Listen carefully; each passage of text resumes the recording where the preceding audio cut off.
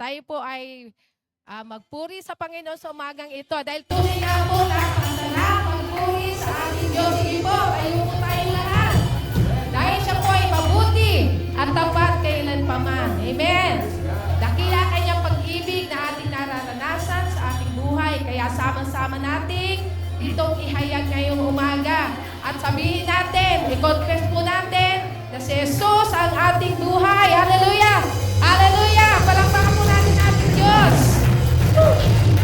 Praise the Lord! Praise you! Sige po, pumalakpak tayo, umawit, at kung ano man po nais natin gawin sa ating pagpupuri sa ating Diyos ngayon. Amen!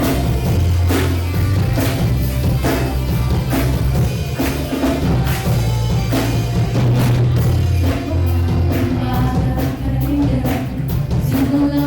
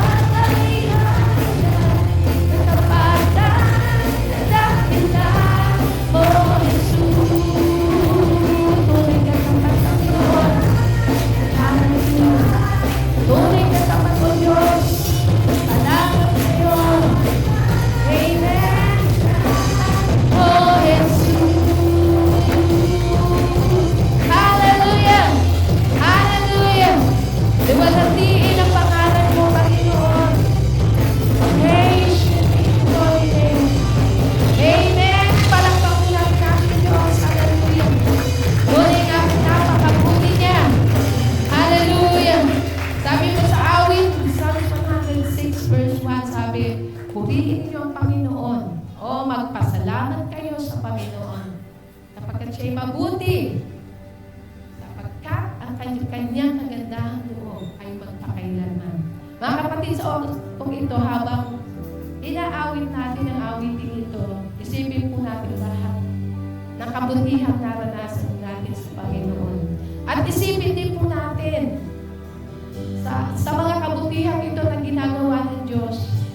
Isipin po natin, ano ba yung maibabalik natin sa Kanya bilang pasasalamat. So sabi po, sa 2 Thessalonians, sabi po doon, huwag tayo magsawa sa paggawa ng mabuti. At ito pong ginagawa natin pagsamba ay napakabuti at tunay pong napakasarap gawin sa piling ng Panginoon. Sige po mga kapatid, hallelujah. Awitin po natin ito ng personal. Alalahanin natin, gawin po natin itong personal na pakipag-usap sa ating Diyos. Hallelujah. Hallelujah, Jesus. Yes, Lord Jesus. Amen, Jesus.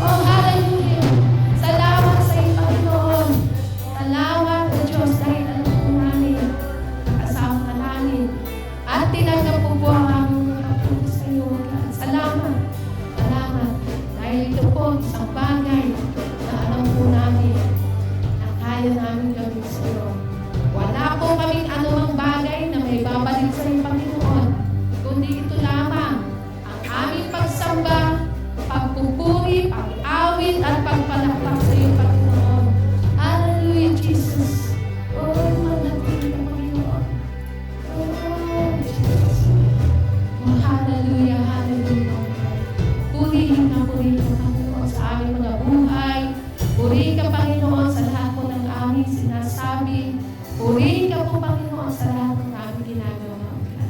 Amang di po, O Diyos, tayo po namin niaalay ang aming pagpuri, ang hanggang pagsamba at salamat po yan. Tayo po, Panginoon, lahat. Amen. Tuloy po, palakpakan po namin ang ating Diyos. Hallelujah! Hallelujah!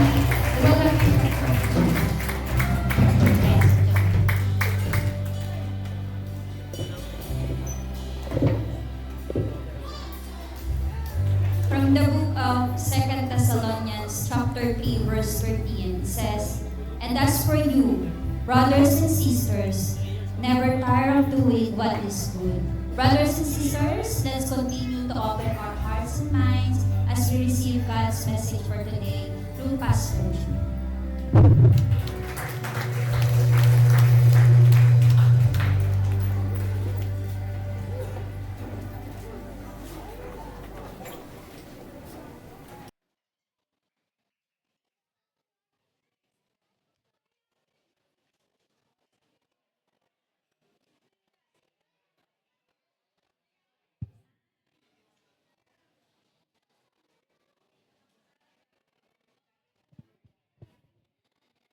Good morning. Good morning. Pwede pong pakilingon ng inyong nakatabi, nasa harap, nasa likod. Pakibati ng good morning. Yan, sige. Batiin niyo po. Good morning, magandang umaga. Welcome sa Blessed Hope. Kung first time niyo po na umattend at naninibago po kayo, at wala pang nag-good morning sa inyo, gusto ko po kayong batiin ng isang magandang umaga and welcome po muli sa Blessed Hope. Ayan. Hallelujah. This is the last Sunday of the month of June. Grabe. Ang bilis. Parang konting kembot na lang, bare months na naman. Konting kembot lang. 13th month na ulit sa mga nagtatrabaho. Wow. Konting kembot na lang.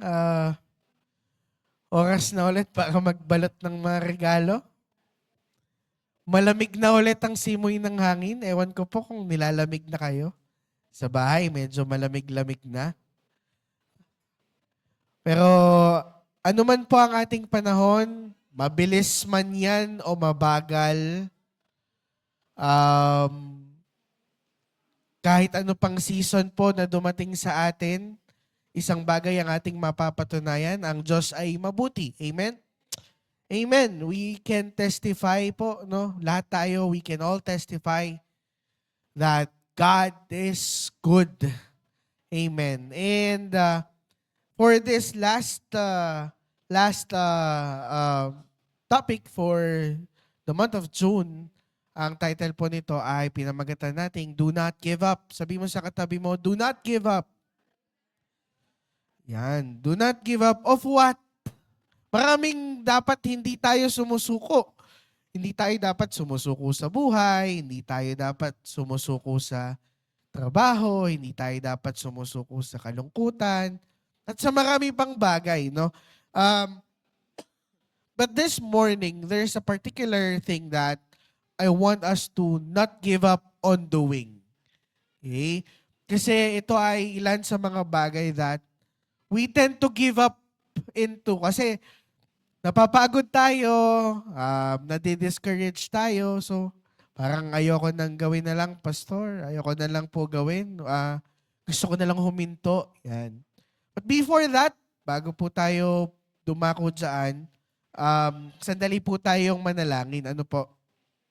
Aming Diyos na buhay, kami po ay nagpapasalamat sa iyong kabutihan, sa iyong kaluwalhatian, sa bawat bagay na ginagawa mo sa aming buhay, Panginoon. Tunay kang ang tapat, O Diyos. Dalangin po namin na patuloy kang kumilos, patuloy kang mangusap sa bawat isa, at patuloy mo kaming i-mold ayon sa nais mo sa aming buhay. Ang aming pong mga puso ay pinagkakatiwala namin sa iyo. Binubuksan namin ang aming mga puso at isipan, ang aming mga tainga. Mangusap ka, Baguhin mo kami, maghari ka, Panginoon, sa aming buhay. Walang ibang may tataas sa lugar na ito, kundi ang pangalan mo lamang, Jesus. Ito po ang aming panalangin sa pangalan ni Jesus. Amen. Amen. Amen. And we will be taking this, our passage for this morning in the book of 2 Thessalonians, particularly in the chapter 3. Yan. So, bago po tayo mag-move forward, bigyan ko kayo ng konting background. Ano ba na nangyayari? Bakit sinabi na, and as for you, brothers and sisters, never tired of doing what is good. Okay, let me give you a quick background. And as well, ano ba yung what is good? Ano ba yung good na tinutukoy dyan? Is that paggawa ng mabuti? Is that paggawa ng tama? Ano ba tinutukoy dyan sa what is good na yan? Okay? In the last parts of 2 Thessalonians, Paul is writing together with the other ministers to the Thessalonians, to the Thessalonica people, na mga kapatid, we are reminding you to keep doing work. Huwag kang maging idle. Yan. Huwag kang maging idle. Hindi kayo dapat maging idle. Kasi naaalala nyo, mga kapatid, nung kami ay kasama pa ninyo, kahit kami naglilingkod, kahit kami nagme-minister, nagtatrabaho kami. We earn for our food. Hindi kami nanghihingi sa inyo. Bagkus, kami nagtatrabaho para sa aming mga pagkain. At makita nyo ito bilang halimbawa na dapat kayo din habang naglilingkod ay tatrabaho at nag-earn para sa inyong kakainin. And so, sinabi ni Pablo, itong ilang mga verses na some of you are idle and disruptive. Okay, if you go back, mamaya dadanan po natin yan in the previous verses, some of you are idle and disruptive. Walang ginagawa at nakakasira pa. Ang ilan sa inyo ay, ang term na ginamit niya sa NIV version ay busybodies. Mga walang magawa sa buhay, kaya nangingialam ng buhay ng iba. Yun yung busybodies. Pag tinranslate siya sa Tagalog, pag chinek nyo po siya sa term na Tagalog, wala pa po. Ayan. Pag translate mo siya sa Tagalog, yun yung ibig niyang sabihin. Walang ginagawa, kaya nangingialam ng buhay ng iba. Nakita na ba kayo ng mga nangingialam ng buhay ng may buhay? Wala silang ginagawa, kaya ang gagawin nila, papakialaman nila yung buhay ng iba.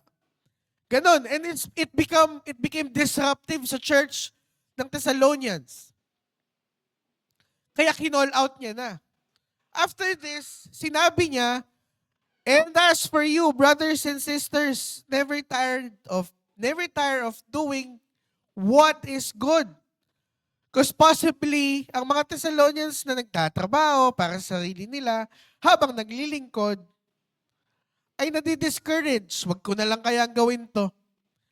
Wag na lang kaya akong, either wag na lang ako mag-ministry, o wag na lang ako magtrabaho. So they were discouraged. Kasi disruptive yung ibang kapatid sa Panginoon. And so, in the next verses, sabi ni Pablo, sige, kapag ganyan pa din sila, huwag nyo silang pansinin. Para mahiya sila sa kanilang mga sarili. And then eventually, huwag nyo rin naman silang ituring na kaaway o kalaban. Bagkus, paalalahanan nyo sila, i-remind nyo sila na huwag maging idle. So, yun yung itsura po, no? Yun yung big picture ng 2 Thessalonians chapter 3. Okay? Now, what do we say or what do we see or what do we mean when we talk about what is good? Ano ba yung good? Is it good works? No. The good that is being talked about here is anything that glorifies God. Sabihin mo, glorifies God. So may it be on your workplace, may it be at your home, may it be sa church, kahit saan yan, anything that you do should bring glory to God. Amen? Yun naman po ang design sa atin bilang mananampalataya, bilang naniniwala sa Panginoong Jesus. Everything that you do, kahit yung trabaho mo, ang hirap-hirap, masakit sa ulo, regardless, that should bring glory to Jesus. Amen? Kaya nga po importante that on your workplace, the people there knows na ikaw ay Kristiyano. Alam nila na mananampalataya ka. At halata na ikaw ay mananampalataya. So that, when you do good things, great things, kasi ano yan? Christian. Kasi follower yan ni Jesus. Kaya very good yan. Alam niyo po ba sa trabaho, there's a very high expectation of mga Kristiyano. Kasi we are seen as, yan? Kasi follower yan ni Jesus. So, they give their best in everything that they do because everything that they do, they count it as worship. Ganun po ba ginagawa natin? O trabaho lang? Trabahong sakto sa sahod. Do we still bring glory to God in the things that we do? O ginagawa na lang natin kasi kailangan? So, that's what we're pointing at on what is good. Anything that glorifies God. So, when you do things at your work, it should bring glory to God. And never tire of doing it. Huwag ka mapagod na gawin yun kahit hindi ginagawa ng iba. Kahit ikaw lang yung gumagawa nun sa trabaho, di bale. As long as it brings glory to God, keep going. Sabi mo sa katabi mo, keep going. There are 3 things that I will be sharing to you. 3 reasons why we should not give up on doing what is good. Do not give up on doing what is good. Number 1, so that you will not be idle. So that you will not be idle. In verse 11, it says here, we hear that some among you are idle and disruptive. They are not busy. They are busybodies. An idle body and mind will always be disruptive, both to the person who is idle and to those around them. Pag wala kang ginagawa, hahanap ka ng mga bagay na pwede mong gawin. At bilang mga tao na makasalanan, ito ay delikado po para sa atin.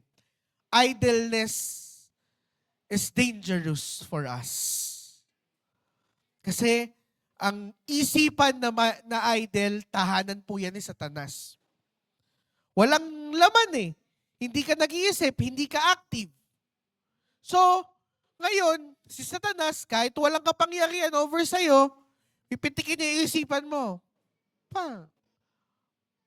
Dahil wala kang ginagawa, di magsugal ka muna.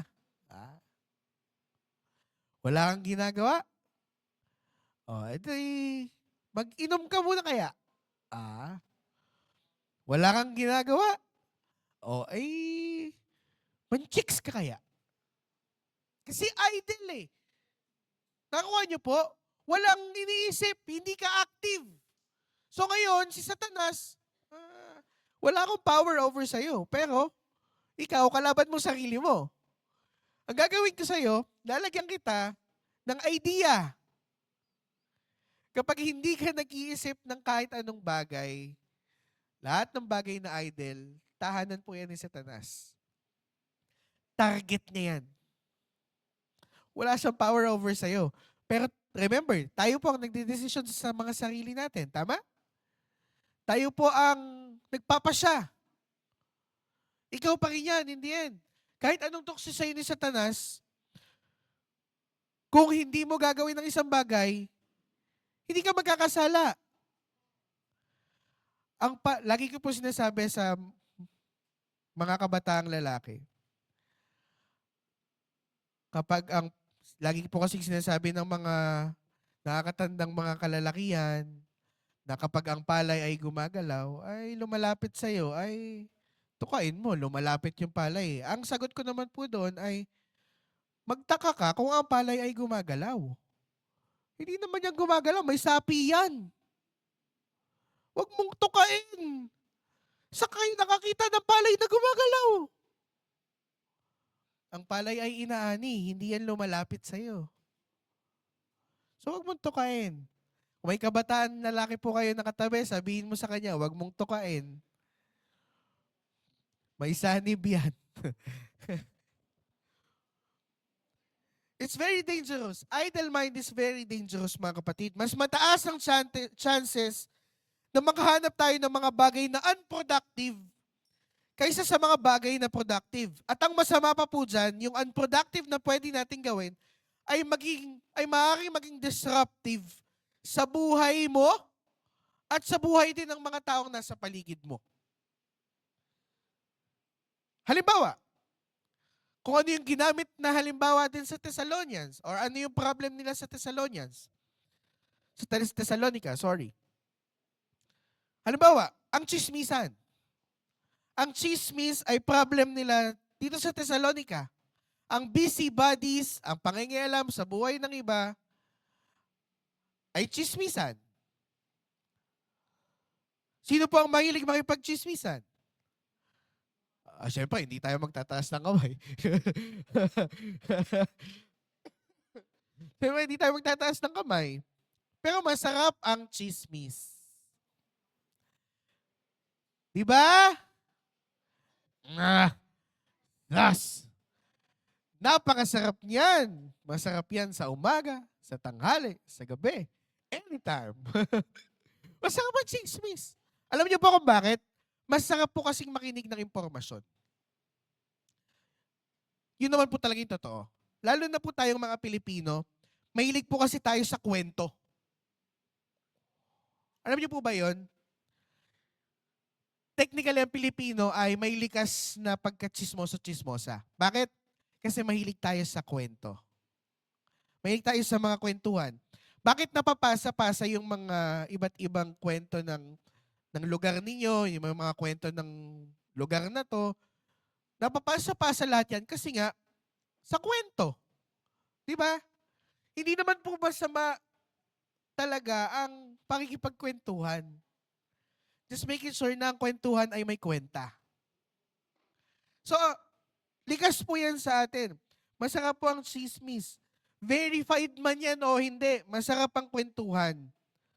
Masarap makinig ng kwento. Ano man ang genre niyan. Tungkol sa ibang tao man yan, o buhay mo man yan, or whatsoever, masarap po ang kwento. Kahit saan po yan. Tayo pa bang mga Pilipino, usong-uso sa atin yan, nangilig natin dyan. Pero ang chismis ay unproductive. Sabihin mo unproductive. Ang pag-usapan at pakialaman ng buhay ng iba, pero wala tayong gagawing pagtulong o may tutulong o gagawin para sa kanila na may kwenta ay walang kwentang bagay. Yes?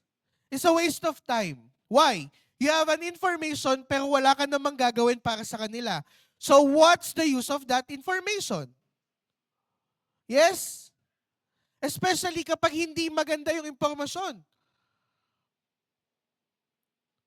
What's the use na pag-usapan kung hindi tutulungan? Yes? Yes? Yes. So, maigi pa na wag na lang pag-usapan. Kasi wala namang intensyong tulungan. Yes? Amen po ba? Ba't parang ayaw nyo? Pastor, hindi pwede. Kailangan namin magkwentuhan ng buhay ng iba. Mga kapatid, yes, kahit totoo po yung pinag-uusapan nyo, kung wala po tayong may tutulong, wag na nating pag-usapan. It's a waste of time. Nobody will benefit from the story that you share together. Kung mag-asawa kayo, sige. Mag-asawa kayo eh. Kayo lang naman yan. Basta dyan lang yan. But, again, kung wala namang maitutulong sa iba, wag na nating pag-usapan. Valid lang ang isang usapan at hindi chismisan kung tayo ay gumagawa ng mga hakbang, paano natin sila tutulungan.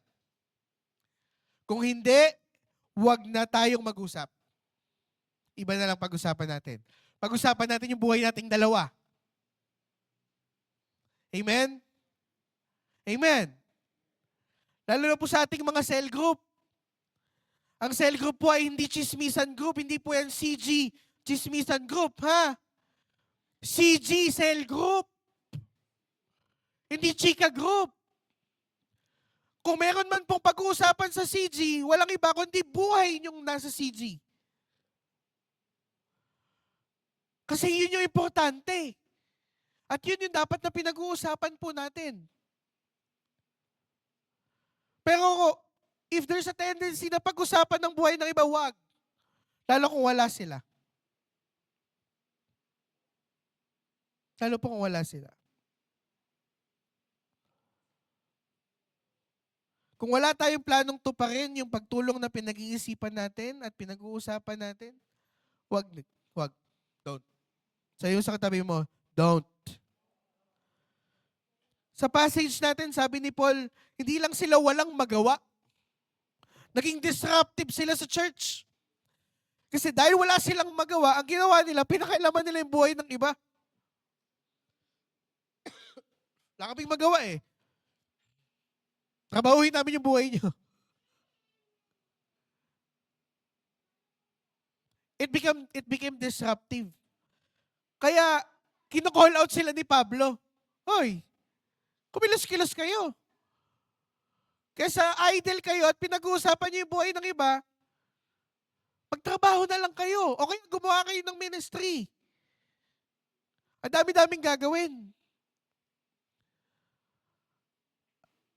Kapag may panahon ka sa chismisan, ibig sabihin marami kang oras. Marami kang oras.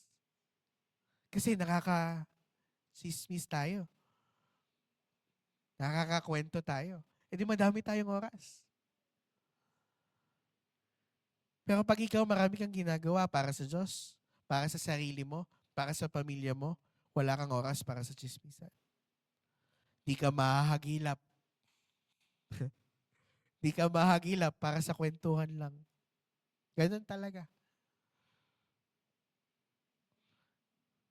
Pero okay lang yun. Di baling hindi ka updated sa buhay ng iba, basta ang buhay mo updated kay Jesus. Amen? Amen?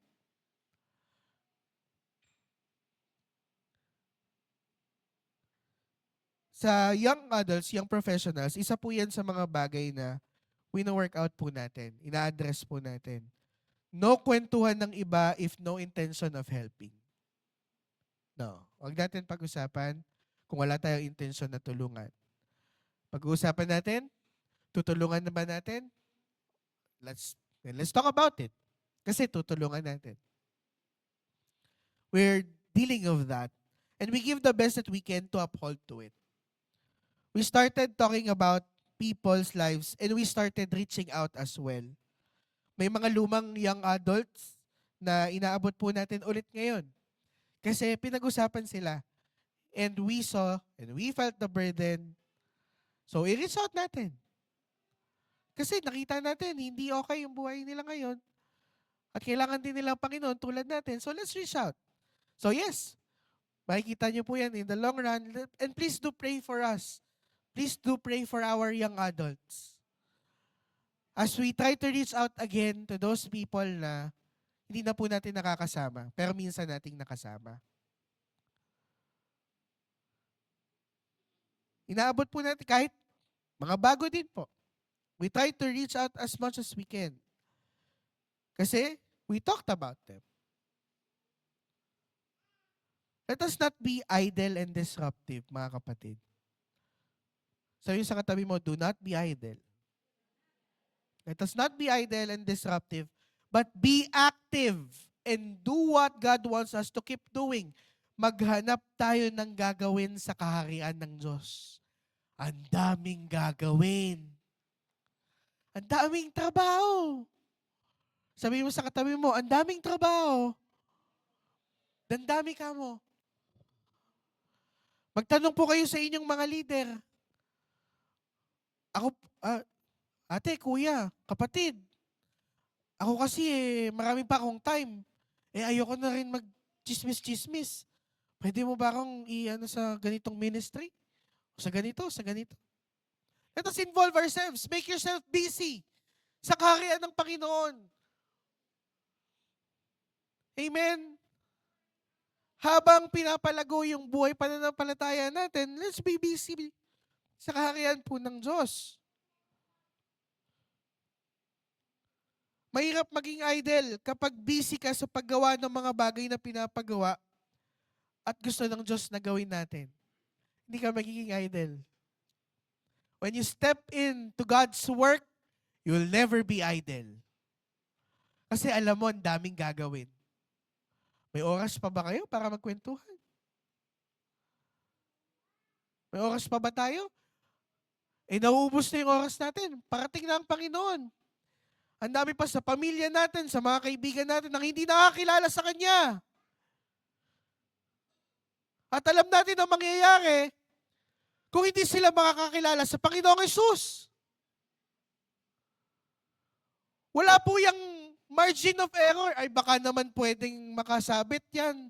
Yung pamilya ko, yung tatay ko, yung nanay ko. Kasi, Kristiyano naman ako. Baka pwede ko nang idama yan. Sagot ko na yan. Hindi po ganon. Kanya-kanya po ang kaligtasan. So if you have time doing unnecessary things, please, ilagay po natin yan sa mga bagay na mas importante at yun ay sa pag-abot ng mga kaluluwa. Amen? Amen po ba? And so we keep doing it. Huwag kang panghinaan ng loob. Huwag kang mainggit. Yung iba idle, yung iba walang ginagawa. Hindi po masaya ang walang ginagawa. Nung pandemic po, kating-kati ako sa bahay. Taong bahay po ako, pero wala na, naubos na yung pwede kong gawin sa bahay. Gusto kong lumabas, gusto kong magtrabaho.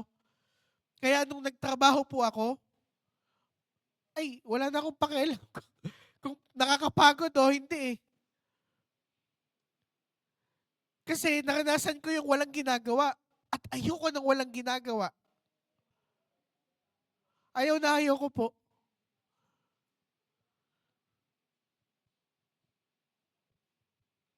Kayo po ba? Gusto nyo ba yung walang ginagawa? Nakatunga nga ka lang ng ganyan?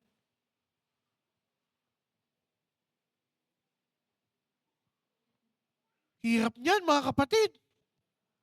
Ang bagal ng oras niyan. Yung 30 minutes mo, parang 3 araw.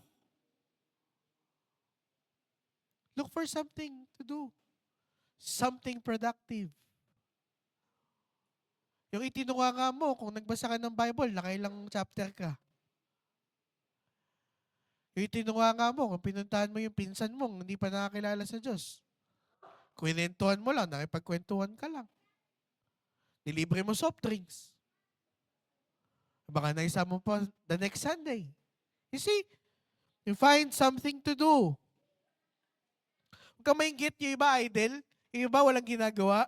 Hindi po masaya ang buhay na walang ginagawa.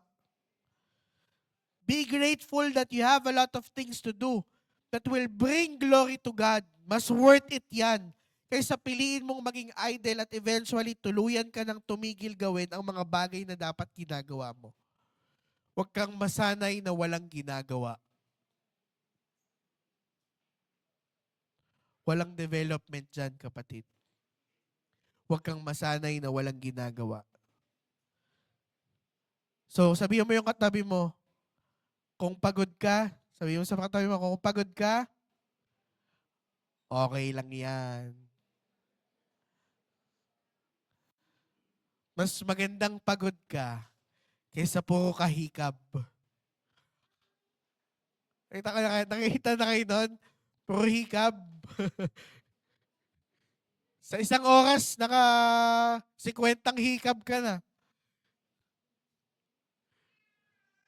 Ilagay mo yan sa mga bagay na productive. Number 2, why should we not give up on doing what is good so that there will be an example?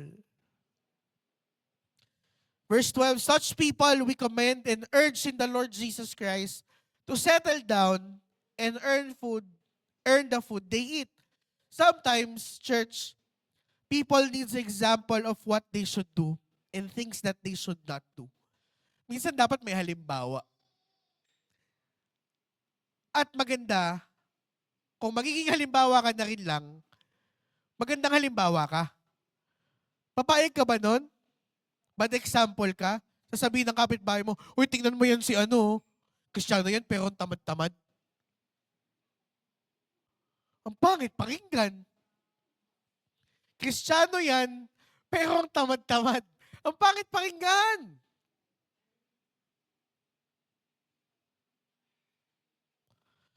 Kristiyano yan pero batugan. Aray ko po.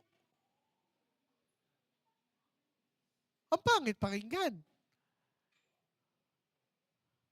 Ang kasabihang huwag pakainin ng tamad ay hindi po pala kasabihan lamang.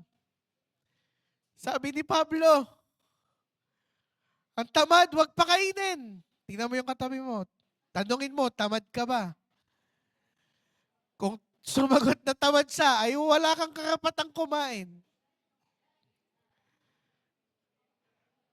Tamad ka ba? Bawal kang kumain. Tamad ka eh. Bibili ka. Hindi po sabi-sabi lang. Huwag pakainin ng tamad.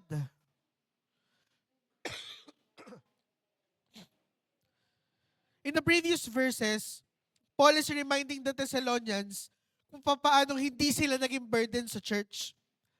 Kundi nag-set sila ng example na kahit silang lingkod ng Diyos, pinagtatrabahuan yung kakainin nila. If you are doing things that will glorify God, don't stop doing it. Huwag mong itigil. At siyang ka na, ginagawa mo na. Bakit ka pa titigil? Believe me, kapatid, God will bless you through it.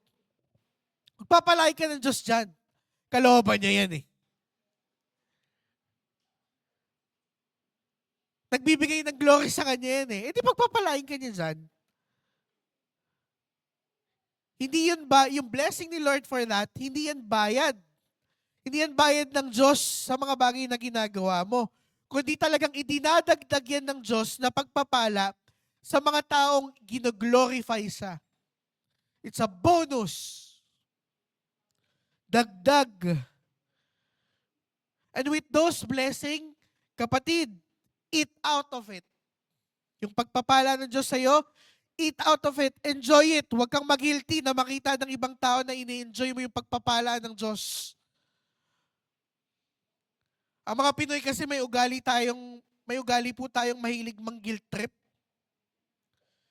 Na para bang hindi pwedeng enjoyin ng ibang tao yung mga pinagpaguran nila.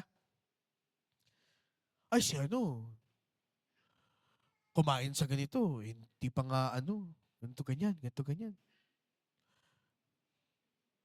Di man lang nagbigay yan nung kids camp. Tapos kakain ng steak.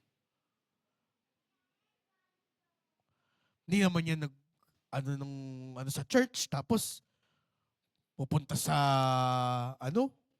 malayo. Let people enjoy things. Blessing ng Diyos sa kanila yon. Bakit ba? Hayaan niyo po silang puntahan yung mga gusto nilang puntahan. Kainin yung gusto nilang kainin. Aba, edi kainin mo rin kung gusto mo. Na para bang hindi nila yun pinaghirapan at pinagpaguran. Yung pagbibigay niya sa church, out of pag-ibig niya yan. Malay mo naman, kumain lang, tapos magbibigay naman pala. Nahusgahan mo na. Let people enjoy the things that they work hard for. Si kakauwi lang ng ibang bansa, tapos di man lang nagbigay sa simbahan. Kala niyo po ba pinupulot ang pera sa ibang bansa?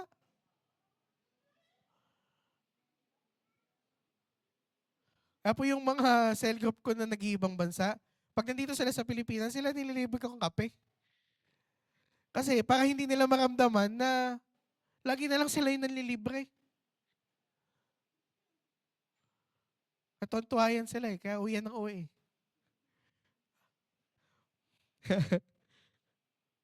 Mga kapatid, let people enjoy things. Ikaw din, you enjoy God's blessings for you.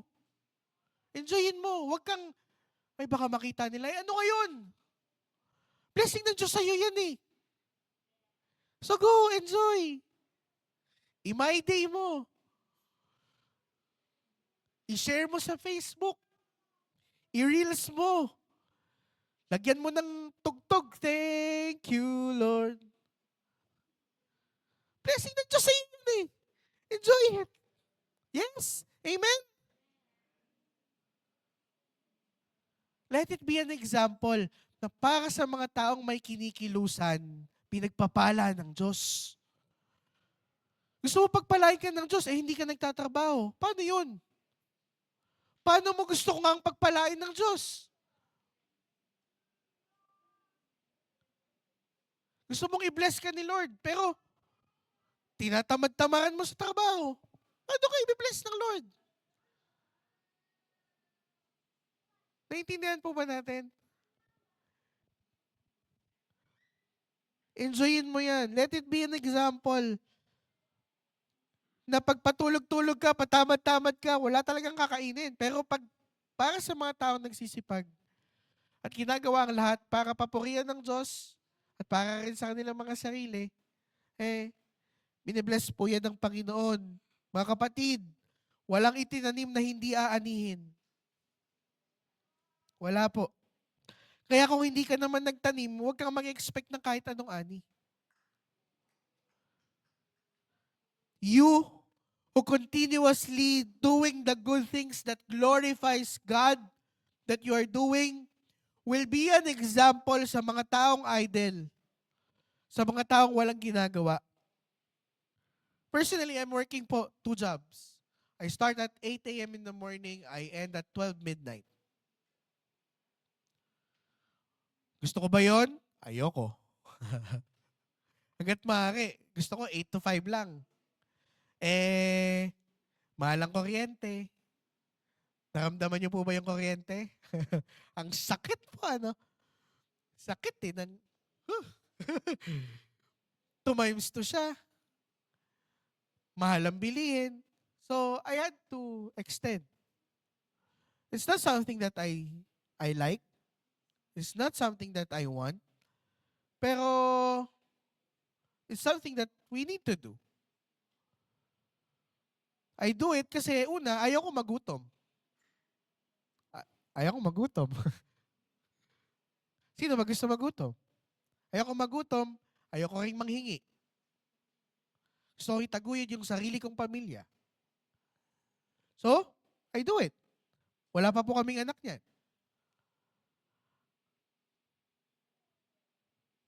And also, this is to set an example that while doing your work, you can still do your ministry. You just have to find time. No, sorry. You don't find time. You make time of it. Pwede po yun. Pwedeng busy ka, pero gumagawa ka ng oras at panahon para sa ministry mo. Para sa Diyos. Pwede po yun. Ang akin pong cell group ay we just came back from a very long stop. Pero nakabalik kami and we do it every Thursday. Every Thursday afternoon, every Thursday evening, wala pa akong ibang kinukuhang schedule. Kasi every Thursday evening is cell group night. Alam ko yon, alam na nila yon. Hindi na yon para ipaalala. That's regular. Kahit sa mga nasa abroad, ay punta pa GC para meron silang pwedeng palitan nila ng salita ng Panginoon. You make time. so that you can be an example na pwedeng pagsabayin ng career at ministry. Pwede kang pagpalain ng Diyos sa career habang ginagampanan mo yung pinapagawa niya sa iyo. Pwede po yun. We can always give excuses na wala na akong time, no? Lahat tayo may 24/7. Hindi ako sobra ng 2 hours sa inyo. Hindi po kayo sobra ng 3 hours sa akin. Pare-pareho tayo ng oras. It's a matter of prioritizing. Amen? Pwede yan. Mga kapatid, hindi po nakakabawas ng kabanalan kung ikaw ay meron ding trabaho ng after church. Pero kung sana may trabaho na wala na pag linggo, mas maganda. Pero kung tumama ng linggo yung trabaho mo, huwag ka mag-guilty din. Huwag ka malungkot. Huwag sumama ang loob mo. Ganun talaga, yung industry mo talaga, ganun. Pero that doesn't mean na napag-iwanan ka na ng Panginoon. It's the same reason bakit po tayo may online church. Bakit pwede yung i-replay? Bakit tayo may cell group? Para kung sakaling wala ka ng linggo ng umaga, pwede mo pa rin naman iusog ng konti yung worship time mo. Hindi naman po 8:30 a.m. to 10:30 a.m. lang ang banal na oras. Hindi naman po umaga lang ng linggo pwedeng mag-worship sa Panginoon. So, hindi po yun kabawasan ng kabanalan.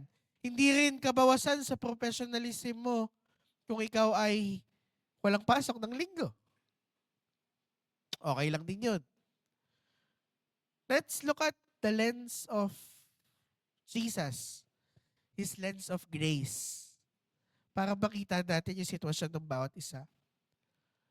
And bigyan natin ng leeway ang bawat isa. Ay, yan, hindi yan nagsisimba. May pasok eh. Hindi naman sa gusto niyang hindi magsimba. Pero may pasok talaga. Patitigilin ba natin sila ng trabaho? Para lang mag-church ng linggo? Tayo bang magpapakain sa kanila? At sa kanilang pamilya? Hindi rin naman. So, we do other things for them. We help them. Seek Jesus na lang din. No?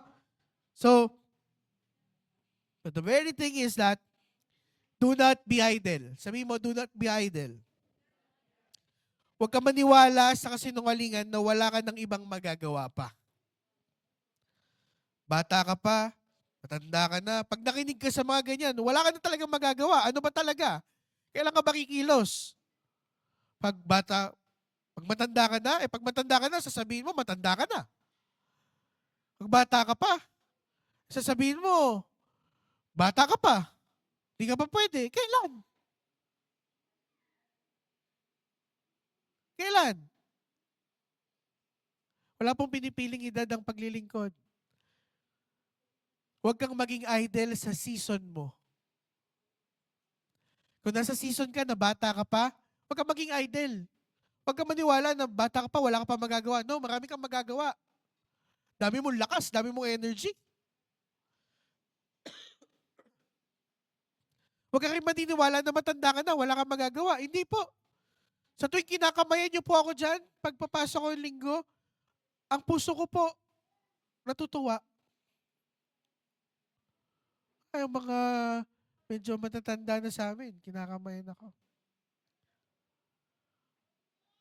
Wala naman to, nangangamay lang naman kami. Hindi po. Nangangamay po kayo. Malaking part po yan ng ministry natin. Pag inisip mo lagi kung kailan ka dapat kumilos, magiging idle ka na lang at magiging kasiraan sa sarili mong buhay at buhay ng iba yung pagiging idle mo.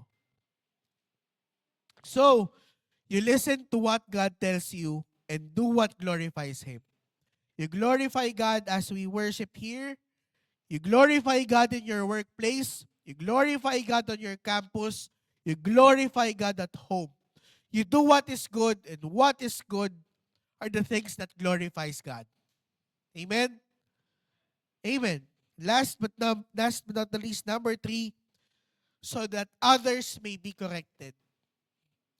Take special note of anyone who does not obey our instruction in this letter. Sabi ni Paul, do not associate with them in order that they may feel ashamed. Yet, do not regard them as an enemy, but warn them as you would a fellow believer. You doing what is good will eventually be a rebuke and correction to people who are idle. So, paano gagawin natin sa mga taong to? Sa mga walang ginagawa? Sa mga taong pinipiling walang gawin? Tingnan mo nga yung katabi mo. Tanungin mo, wala ka bang ginagawa? Sabi ni Paul, do not associate with them. Huwag mo daw silang i-close sa'yo. Aray ko. Lumayo ka sa akin. Wala kang ginagawa. Sabi po ni Pablo, do not associate with them. Huwag mo silang samahan. Huwag mo silang kaibiganin. Huwag mo daw silang i-close. Medyo masungit si Pablo, ano? Pero bakit ganito ang sinasabi ni Pablo? Pakinggan niyo po. Kasi po, mas nakakahawa ang pagiging idle kaysa ang may mga ginagawa. Mas nakakahawa yung walang gawin. Alam niyo po ba yun? Minsan sa kanto, ay, pumuna tayo dito. Meron kang gagawin. Ay, meron. Ako muna. Siya, wala siyang gagawin nung buong araw na yon. Ikaw, ang dami mong gagawin. Uupo ka ba? At marami sa atin ay umuupo. At nakikipagkwentuhan. Hindi mo alam, 30 minutes yung naubos mo. Ang dami mong gagawin. Eventually, meron ka ng isa sa listahan mo na hindi mo magagawa. Dito ka na. Ito na, alis na ako kasi may gagawin ako. Punta ka sa mall. Nakasalubong mo si Kumari. Kumari! Kamusta ka na? Tagal natin hindi nakita. Patay ka na. Ang tagal nating hindi nakita is equal to tara magkwentuhan tayo. So, ang ginawa mo, halika, magkape tayo. Nagkape ka pa. Alam niyo po ba ang kape? Ang tagal ng kwentuhan sa harap ng kape. Ang tagal. Yung hot cappuccino mo naging ice na. Hindi pa kayo tapos. Umubos ka ng 2 oras. 2 oras. Sa 2 oras, ilang task sa listahan mo ang hindi mo na nagawa? Nakakahawa ang walang ginagawa. Kaya pag merong, ay, may gagawin ako. In Jesus' name.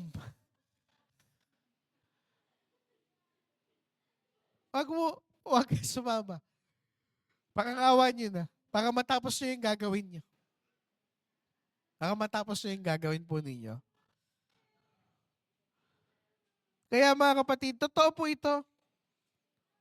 Kaya sinabi ni Pablo, wag ka sumama. Wag mo silang kaibiganin. Kasi eventually, ikaw wala ka na rin ginagawa. Nahahawa ka, nandadamay ka. Totoo naman na may angkin din tayong katamaran. Totoo naman. Di ba? Kadalasan, tinatamad din naman po talaga tayo. Totoo naman yun. Kung sasabihin niyo po sa akin na hindi, ay magsisi na po kayo. Kasi talagang may pagkakataon na tinatamad talaga tayo.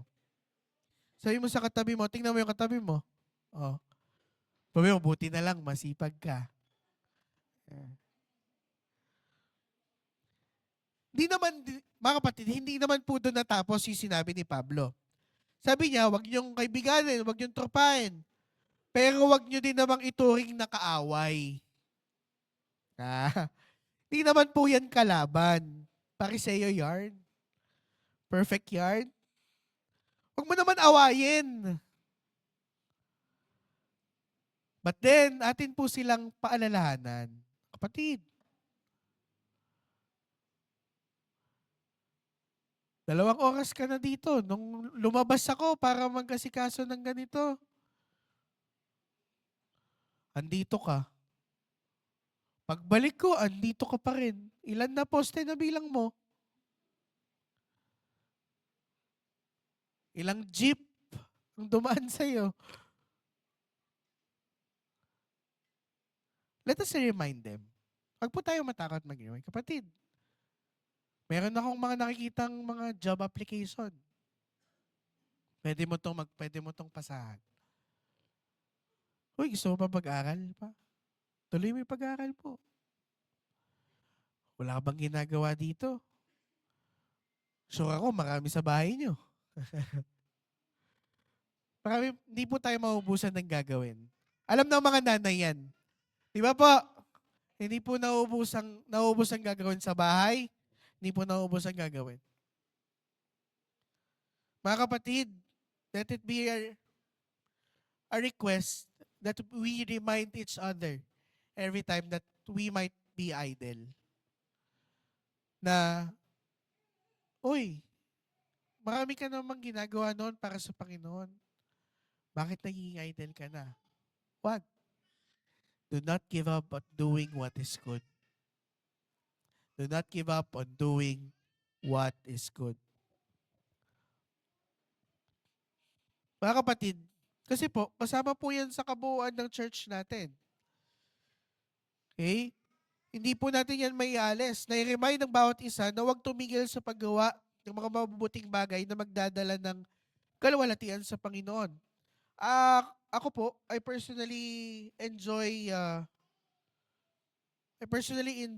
na mag-comment ng mga tao with a tap. Saying, good job. Oy, ang ganda ng ginawa mo. Oy, very good ka, oy. I like doing that. Tuloy mo lang yan. Happy si Lord dyan. I like doing that. Affirming them that God is happy seeing His people bringing glory to Him and not being idle. Listen, you are not being called to be saved and stay idle. You were called to salvation and to bring glory to God. To experience His love and grace. Pero paano mo ma-experience yung grasya at pag-ibig ng Diyos kung idle ka?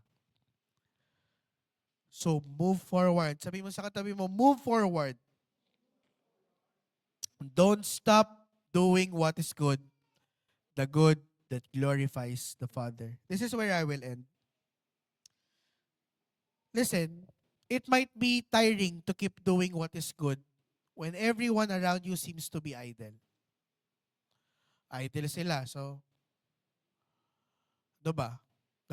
May gagawin ba ako? O susunod ako sa kanila? When no one seems to agree of what you do, tuloy ko pa ba to? Should I go forward? But listen, remember, not because only a few or no one does agree of what you do for the Lord. As long as it is biblically correct and you know that it is for God's glory, keep doing it. Do not give up on doing it. Kahit ikaw lang ang gumagawa, keep doing it. Don't give up on doing what is good, what is for God's glory. Because anything that is for His glory will always make its way. Kasi para sa glory niya yun. Mangyayari at mangyayari yun. Lord, ayoko na gawin to. Ako lang naman gumagawa nito. Yung iba naman, hindi naman. Ikaw bahala. Pwedeng hindi mo nga ituloy. Ang totoo niyan, kahit hindi mo naman gawin yan, may ibang taong pwedeng gamitin ng Diyos para dyan eh.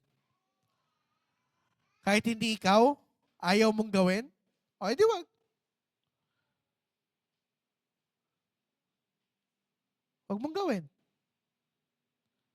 Pwede namang iba ang gamitin ng Diyos. Yun nga lang, you miss the chance. You miss the chance to be the only person who does that. When no one wants to fight Goliath, David alone did it for God. And so God was with him. When no one believes that God will flood the earth, Noah alone did believe and created an ark because God said so. So God was with him. Listen, God will always be with people who does things for Him. Laging sasamahan ng Diyos yung mga taong hindi tumitigil sa paggawa ng mabuti, sa paggawa ng mga bagay na magtataas sa Kanya. Lagi niya silang sasamahan. People who don't give up on doing what is for God because that is what is good.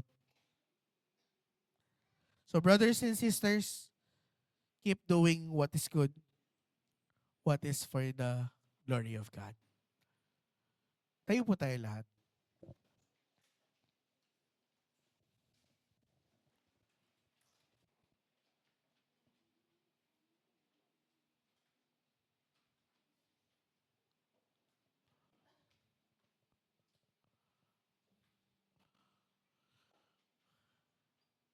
Do not give up on doing what is good.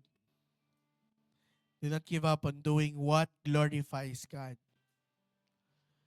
Kaysa maging idle ang buhay mo, tuloy-tuloy mo yung mga dapat na pinapagawa ng Diyos para sa iyo. Kahit ikaw na lang ang gumagawa, kahit konti lang kayong gumagawa, gawin mo pa din. Kasi at the end of the day, it's us who gets that benefit. Yung magamit ng Diyos, napakalaking privilege nun, mga kapatid. And I hope and I pray that every time we see a chance to be used by God for His glory, I hope and I pray that we always take it. Kahit mahirap yun. Mahirap, madali, take it. Because hindi lahat binibigyan ng ganun chance ng Diyos. Again, sabi ko nga kanina, kung ayaw mo, okay lang. Pero hindi dahil ayaw mo, hindi yun mangyayari. Dahil ayaw mo, iba ang gagamitin ng Diyos para doon. So you miss the chance. So, again, whatever you're doing right now, keep doing it. Do not give up on doing what is good. Do not give up. Amen? Let us worship the Lord this moment. Awitan natin ang Panginoon. Lumapit po tayo sa Kanya. Hallelujah.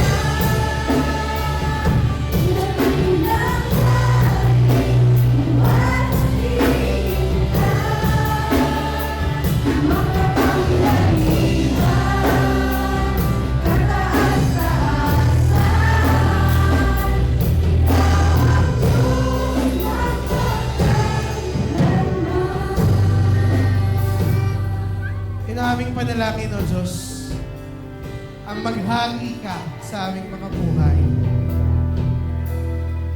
At sa paghahari mo, i-mold kami nito para sa kung sino o ano yung gusto mong mangyari sa aming mga buhay. O ano yung gusto mong gawin sa aming mga buhay. Kung papaanong molding ang gusto mong gawin sa aming mga buhay. Yan ang aming panalangin, ang maghari ka, O Diyos. At sa paghahari mo, ay mahubog kami ayon sa kalooban mo, Panginoon. Give us the strength, Lord, to keep doing what is good, to keep doing what glorifies you. Ito nawa ang maging panalangin ng bawat isa sa amin. Saan man kami pumunta, ano man ang aming gawin,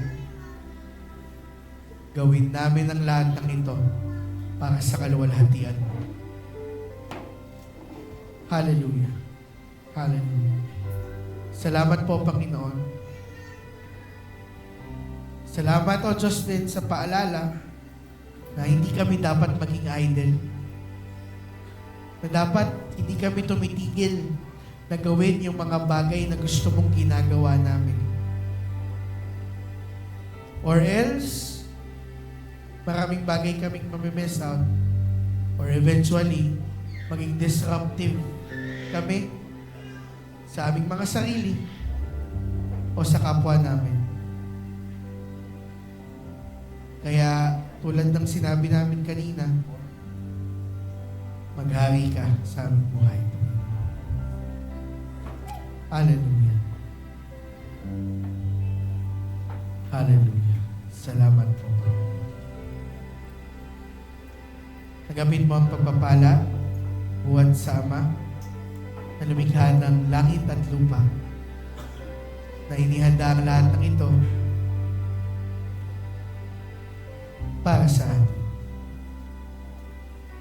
Tanggapin mo ang pagpapala ng kanyang anak na si Jesus, na namatay sa krus, muling nabuhay, umakyat sa langit at muling babalik. Tanggapin mo ang pagpapala ng kaligtasan buwan sa kanyang ginawa. Tanggapin mo ang paglilinis ng kasalanan buhat sa kanyang dugo. Tanggapin mo ang pagpapala galing sa banal na Espiritu. Pagpalain niya ang mga lugar na tatapakan ng iyong mga paa. Pagpalain niya ang mga bagay na hahawakan ng iyong mga kamay. At pagpalain niya ang bawat salitang lalabas sa iyong bibig. Sa pamamagitan nito ay marami pang makakilala at lumapit sa ating Panginoon. Sa Diyos na makagagawa ng higit sa kaya nating isipin at gawin, ay maingat nating ibinabalik ang mataas na papuri, pagsamba at pagluwalhati sa tanging pangalan ni Jesus. Amen.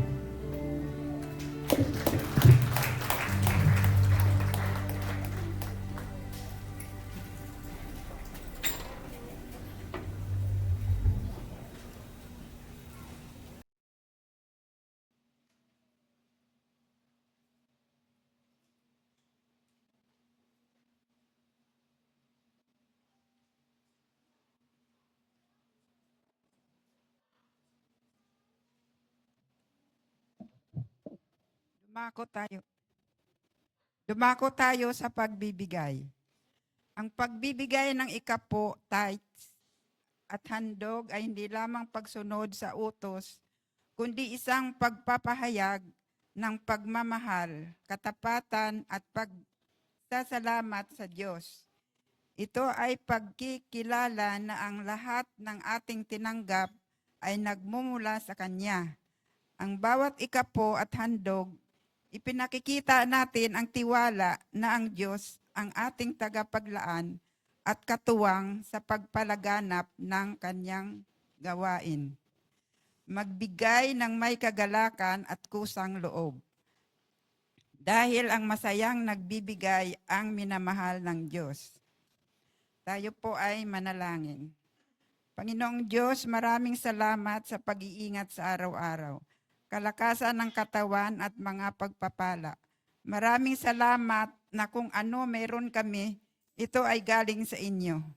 Ibinabalik namin ang aming ikapo at handog. Ito ay aming gagamitin para sa gawaing espiritual at maraming kaluluwa ang makakilala sa inyo at maligtas.